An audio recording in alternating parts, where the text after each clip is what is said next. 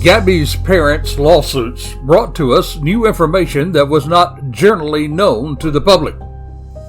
Well, this is part 2, and we're going to focus this week on the lawsuit against the police in Moab. We're going to cover this and more in this episode of Charlie Crimebuster, what some people are calling, well, they're calling it the fastest minutes in podcasting. The views and opinions expressed in this presentation are solely those of the individuals participating and do not represent those of city, county, state, or federal law enforcement agencies, nor sponsors and platforms of this presentation. The Charlie Crimebuster name and all forms and abbreviations are property of its owner, and its use does not imply endorsement of or opposition to any specific organization, product, or service. All individuals described or mentioned in the presentation should be considered innocent unless or until found guilty in a court of law. This presentation contains adult subject matter. Listener and viewer discretion is advised. Well, hello and welcome to this episode of Charlie Crimebuster. As we often say, if you're a first-time listener, welcome aboard the Charlie Crime Train.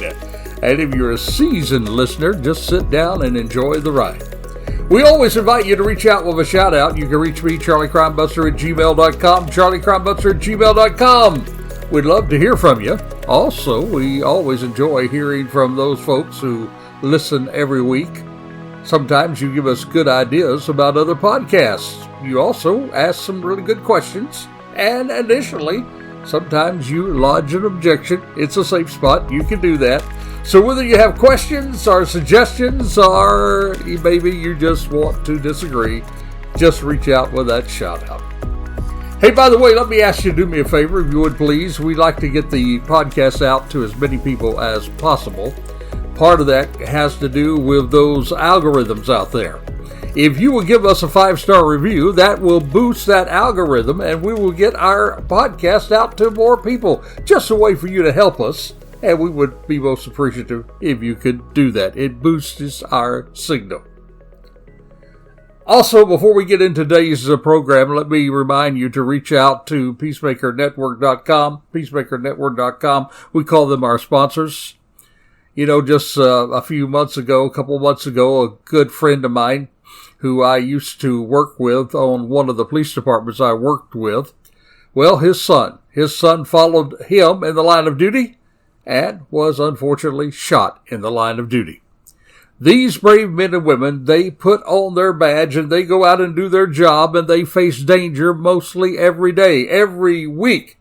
You and I read about public servants who die in the line of duty. So why don't you join me in supporting those brave men and women who run toward danger instead of away from danger? We're talking about military and first responders and the law enforcement. The following podcast is brought to you by peacemakernetwork.com. peacemakernetwork.com. Audio is provided by pixabay.com. That's pixabay.com. Well, we're into this series on Gabby Petito. We've already done one series on it. This is our second series, and we're talking about new information. New information for many, because there were certain things that were brought out in that lawsuit that was not covered when that case was going on. It was all the way back into August of 2021. That's when 22-year-old, Gabby, at 22 years of age at the time, unfortunately, she was killed by her fiancé, Brian Laundrie. And they were traveling together on a van life journey across the United States. Now that trip was planned to last for 4 months. The trip began July the 2nd, 2021, and then Gabby disappeared on August the 27th, same year, 2021. Now after Gabby disappeared, well, Brian, he raised suspicion. Yep, he raised suspicion when he drove the van all the way from Wyoming back to his parents' home here in Florida. And then he refused to discuss her whereabouts. He was then deemed by the Popo as a person of interest in the case. And then an arrest warrant was issued on charges of making unauthorized withdrawals. He used her debit card, I guess, when he was on his way back. But then Brian, he left his home on September the 13th, and then he too was reported missing. Then on September the 19th, then Gabby, little Gabby, remains was found in Wyoming. Autopsy, it found that she had been killed by blunt force injuries to her head and neck and manual strangulation. Now, we covered the Gabby Petito story in real time as it was happening, while they were looking for Gabby as she was missing. Then they were watching Brian. Then he went missing. Yep, he went missing even as they were keeping an eye on him. Now, speaking of that, there was a lot of speculation. Gabby had already been found, but they had not found Brian. He was missing. They had an arrest warrant for him, but they could not find him. And then there became a whole lot of speculation. Where did he go? Someone said they thought they saw him on the Appalachian Trail, that he was hiding out in the mountains. We know that he and Gabby camped often. They knew how to take care of themselves out in the wilderness. So many people thought that he was there on the Appalachian Trail. Somebody said they saw someone who looked like him or thought it was him. And a lot of speculation went to the Appalachian Trail. Other speculation was in Mexico, that he got a boat somewhere. Even Dog the Bounty Hunter. Yep, even Dog the Bounty Hunter, Dwayne Chapman, he came here to Florida. I've often said the dog, well, he never saw a camera he did not like. And among his thoughts, he thought that maybe Brian did have made it to Mexico. Others even talked about him boarding a boat, of course, to the Caribbean. However, yours truly, I got it right in real time as we was following this. Now, they had already searched for him near this big environmental park in the wilderness down there in South Florida, over on the West Coast, where his vehicle was last seen. And most people were sure he was nowhere to be found there. No, they had searched that. They'd gone over and over it. And they thought that maybe it was a red herring, that he parked his car there to throw people off. After all, that whole area had been searched. But living where I live today, I know how difficult it can be to find bodies here in Florida. We have all kinds of water. We have the ocean. We have ponds. We have lakes. We have canals. And we have alligators, right? Yep, alligators. Now, I kept in my mind that the most hated woman in America, remember her, Casey Anthony? Well, in her little girl's missing case. Well, in that instance, the area here in Florida was also searched over and over and over again. Right here in Central Florida, people coming from all over the world to try to find little Casey. Yet after time, she was found down the street from her house in a little swampy area that may have been covered with water when that area was searched. So I thought all along that he would be found there where his car was. They just overlooked it. And after a month of speculation, an extended search of the area around his home, well, they found him. Yep, found the skeleton there in the Creek Environment Park, October the 20th. And it was confirmed a little later in November 23 it was. It was confirmed that Brian had died from a self-inflicted gunshot wound to the head. And the FBI later announced that he had admitted to killing Gabby in his notebook, which was found there near his remains. Well, at that time, people thought, well, case over, no one to try. However, I knew it would be different. Those of us who worked in law enforcement, we know all too well that following the criminal attempts to bring people to justice, well, then civil law, it'll raise up its head of litigation. And there are lawsuits, many of them. We have these guys on billboards all talking about, hey, call me, we'll sue. And often there are suits of wrongful death and things relating to the death of a person. So last week we spoke of the case against Brian's parents, where Gabby's parents sued Brian's parents. Today, we're going to focus a little more on the case against the Moab Police Department. And we're going to tell you about that case and how it ended up in a moment. But right now, it's time for us to pause, take a deep breath, and share with you our weekly brief crazy crook of the week. Well, our Crazy Crook story today comes from old Kentucky. Yep, Kentucky. Kentucky is not only known for its bourbon, or the Kentucky Derby, complete with racehorses, and of course, don't forget, Kentucky Fried Chicken from the Colonel. It's not only known for that, but as most states, it also has its crazy crooks. The headlines read this. Sarah Boglin, this one's fresh off the books, just last week. She said in the headlines, 2 Kentuckians arrested after drugs found in bag labeled. Oh, you can't make it up. 2 Kentuckians arrested after drugs found in bag labeled. Definitely not a bag full of drugs. Yep, 2 Kentuckians were arrested after drugs found in the bag. They were last arrested last week after a detective found drugs in that bag labeled definitely not a bag full of drugs. On Thursday, June the 18th, a detective of Laurel County Sheriff's Office saw 2 people inside a vehicle parked in an employee area of a local business. That's what we get from the arrest citation. And when that detective approached the vehicle, he noticed a plastic baggie which he suspected contained narcotics. And during the investigation, a woman inside the car gave the detective a, surprise, surprise, surprise, a false ID card which belonged to another woman. Now, that detective also found another black bag labeled definitely not a bag full of drugs. Well, several suspected narcotics was found inside that bag. And surprise, surprise, surprise, both occupants had outstanding warrants. They were then placed in arrest and they were taken to the Laurel County Corrections Center. Damon Bennett, 48, Williamsburg, Kentucky. He did get released on bail. And then there was Tricia Crawley, 51 years of age, of Williamsburg. She was charged of giving an officer false identifying information, possession of a controlled substance, first-degree meth, 2 counts for third-degree possession of a controlled substance, drug unspecified, drug paraphernalia, possession of marijuana, and controlled substance of prescription not in original container. Boy, the charges just keep on piling up.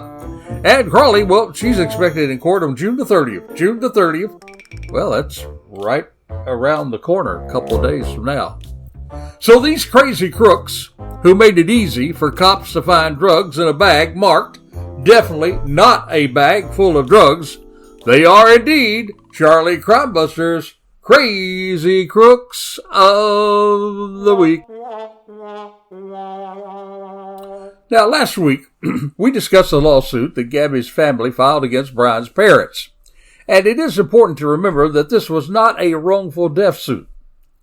By the way, I do invite you to listen to last week's podcast to hear more information about this particular suit. We focused on that last week. But there's a few quick things to keep in mind about that lawsuit that we covered last week. That lawsuit was actually filed on March of 2022. Gabby's family there sued Brian's parents, not for her death, but listen to this, for quote-unquote, causing intentional infliction of emotional distress. Intentional infliction of emotional distress. Now, they allege that they knew Gabby was dead while her family was even searching for the answers. They alleged that the family and their attorney remained silent despite knowing critical information that would have helped them find Gabby sooner. But I want to take a moment here and pause and remind you that there wasn't just 2 lawsuits. There was actually a 3rd lawsuit. That lawsuit was against Brian's estate, and his estate was sued, and they won in that lawsuit $3 million. But, unfortunately, it's of no consequence, because it is uncollectible. He really had nothing in his estate. So when you hear the word $3 million, you may go back and try to connect that to the lawsuit that Gabby's parents had against Brian's parents. That wasn't the one where $3 million was actually awarded. The $3 million suit that was won was against Brian's estate. This one was for a beginning of excess of $30,000, and we don't know at this point how much money was really won or what was settled in the case. Again, go to last week's and you'll find out all about it in looking at last week's estate. So now they turn their lawyers not to Brian's parents, but to the Moab Police Department. That traffic stop where they were stopped. It occurred on August the 12th, 2021 near Moab after a 911 caller, they reported that they saw a man slapping a woman outside a grocery store. And officers from the Moab City Police Department, they stopped the van, spent over an hour talking to her. Now, over an hour is a long time for a traffic stop, especially when no real arrest was made. So let's talk about that stop itself, because that's what they're suing about. Now, the officer spotted the vehicle. He got behind it. He watched it as it ran up on or hit a curb, and that, of course, gave the officer probable cause for the traffic stop. When they made the stop, the officer walked up to the vehicle, and I have reviewed this stop in its entirety. He walked up to the vehicle, and he observed Gabby visibly upset, crying, hyperventilating. And Gabby told the officers that she and Brian had been arguing, that she had become anxious and hit or scratched him during the dispute. On the other hand, Brian appeared relatively calm. He told the officers they had been arguing over stress, cleanliness, and Gabby's anxiety. Now, the officers did document scratches on Brian's face and arm. They did not observe significant injuries on Gabby. Now, because Utah law generally does require officers to identify a primary aggressor in a domestic violence incident when probable cause exists, officers then concluded that Gabby, not Brian, that Gabby was the primary aggressor based largely on the fact that she admitted that she struck Brian first and the visible injuries on him. But instead of making an arrest, instead of arresting Gabby, officers chose to separate the couple for the night. Brian, they put him up in a hotel arranged through a local domestic violence resource, while Gabby remained in the van. Well, at least that's what they wanted to set up. Now, did they remain separated that night or not? So, my friend, I got to tell you that Monday morning quarterbacking says, why did they not arrest her? It's easy for you to say, but let me ask you. If it was your daughter, would you like something like that on her record? What if that was all that happened? What if there was not the murder of Gabby? What if they just went on their way, did not have any more domestic violence incidents, and lived happily thereafter? Would you then say that the Moab police was in error of not arresting her that day? Would you say that the Moab police was in error of not arresting Brian Laundrie? Now, I'm not saying that there was not red flags in that traffic stop. There were red flags if you had the time and training to find them. They say that being a police officer, and I certainly agree with it, you have to wear many, many hats, even the hat of psychology. Now, there were potential red flags that were identified. After Gabby's death, many observers, including domestic violence experts, and an independent review commissioned by Utah authorities, they did identify several warning signs that may have deserved closer scrutiny. Number one was the original 911 report that described the opposite dynamic.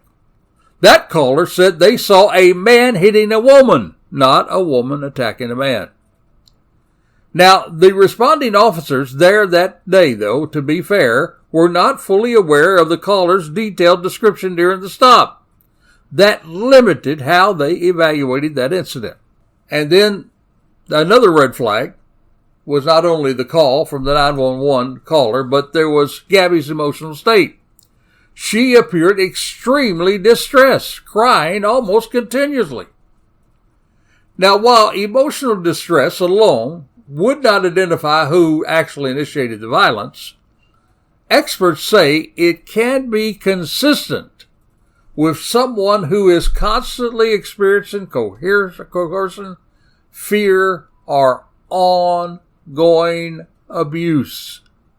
that can be all of that just piling on Gabby. She's been coerced by him. She's been in fear of him and ongoing abuse, and that's why she had this emotional outburst there at the scene, even hyperventilating. So that could be a real red flag. And then experts say you can contrast that with Brian's demeanor. Now note that Brian, he appeared calm. He joked with the officers. He answered their questions in a confident way. You see, domestic violence experts will caution that a calm presentation should not be interpreted as evidence someone is not an aggressor. Did you get that? Most people commonly would think this guy, man, he's got it in control, you know. He's the guy that has it in control, but you got to be careful about that because people who are abusers are very good at manipulating others, and they're very good at moving from an angry person into a calm person as part of their MO to try to hide their area of uncontrol when they get angry and lash out. There's other signs there. During the interaction, Brian had mentioned trying to calm Gabby and referenced the disagreement about the van and daily routines. Now, some people say that interaction could be consistent with somebody who's trying to control, though a traffic stop is a very, very difficult place to establish that pattern. There's another thing, though, that you can see as a red flag. Gabby repeatedly blamed herself for the incident, and she described herself as having anxiety or obsessive tendencies. Experts will tell you that victims of abuse often will minimize a partner's behavior except blame. That's very typical. So many domestics that I've been at, it always amazed me when we knew that the guy, or in lots of instances, was the aggressor, and we could see that by visible marks on a person. It was amazing to me how the woman in that situation would turn around and say, it's my fault. And then when you tried to arrest him, to take him out, you ended up fighting both him and her because she, the abused person, did not want you to take that person. So Gabby taking responsibility for people who've been around domestic violence and officers who certainly have experience or should have experience, if they've been out on the street any time at all, should know that that is typical. So Gabby taking responsibility should not in itself say that she was the aggressor. Then there's something else. Even though officers focus primarily on the scratches on Brian, maybe they should have made more attention toward the marks on Gabby, because there was some marks on Gabby. Not as glaring as the ones on Brian, but there were marks on Gabby. So what happened? There was an independent review, an independent investigation commissioned by Utah. Here's what the independent review said. The independent review said the officers acted professionally and respectfully, but they did conclude that the officers made unintentional mistakes in applying domestic violence as according to Utah's law. The review did determine there was probable cause to believe that Brian may have been the primary aggressor based on the totality of evidence. All that stuff that I went over, but it's stuff very hard to find in a few minutes at a traffic stop, including the original witness report that they did not have at that point. They knew somebody called in about a domestic, but they did not know all of the details that guy had said or who he was, or they didn't have the report before them. And then they say the investigation could have been more thorough.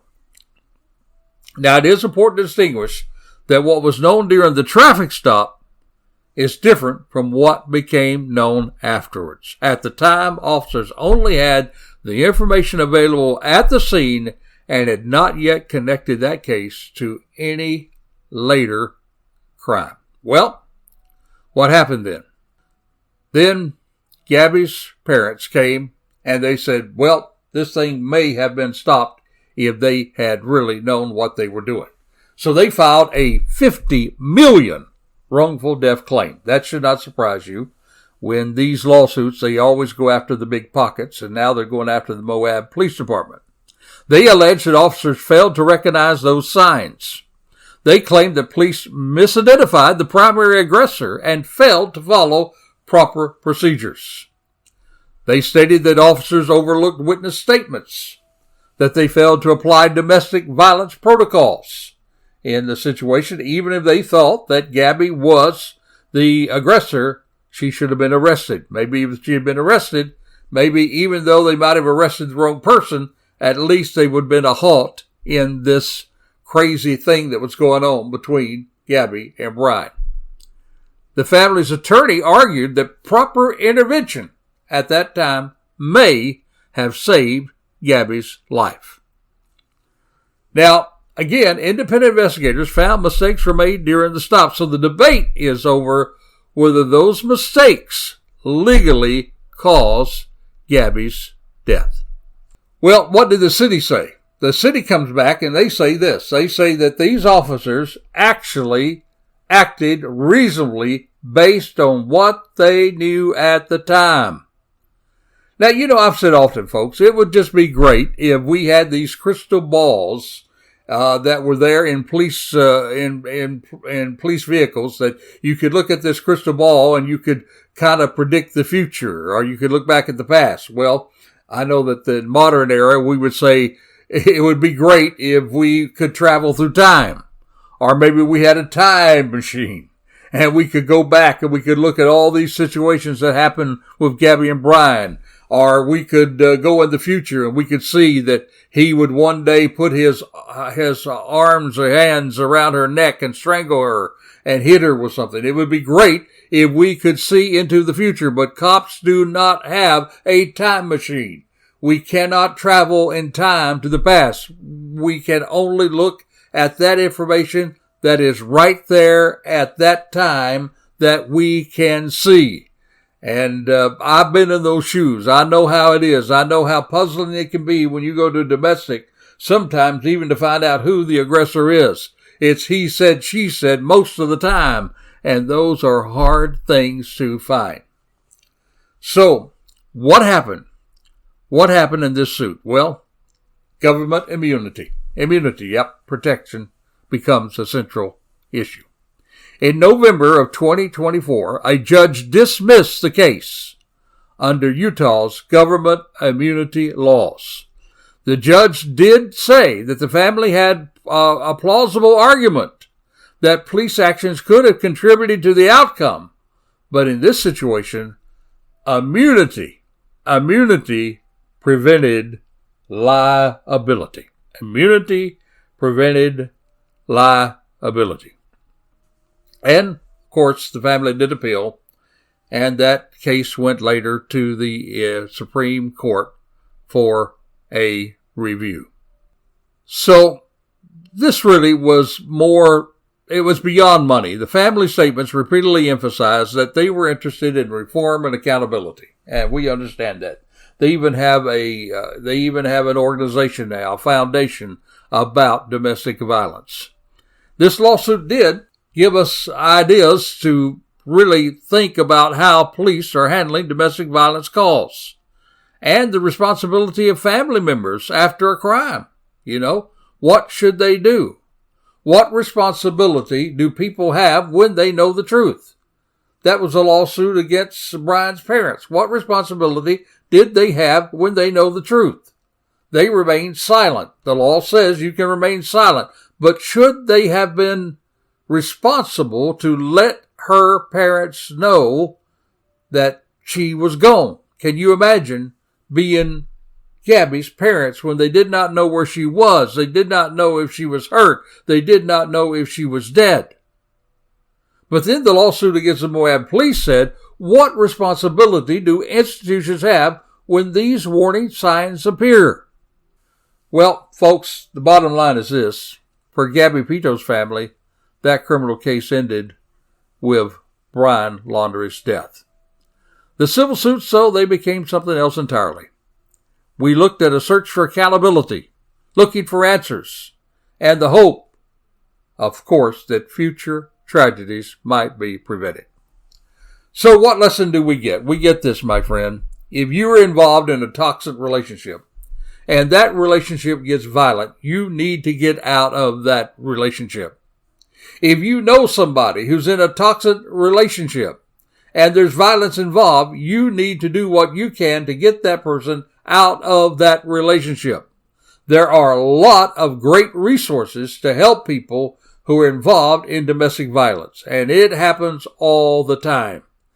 When you're watching these crime programs on television and you're watching it online, why do over and over and over again you see that the first suspect is always the person's spouse, father, mother, son, daughter, a family member that's close?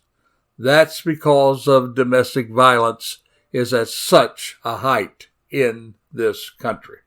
So if you see something, say something. Encourage those people to get out of those relationships. Well, folks, I want to thank you for being a part of the Charlie Crime Train today.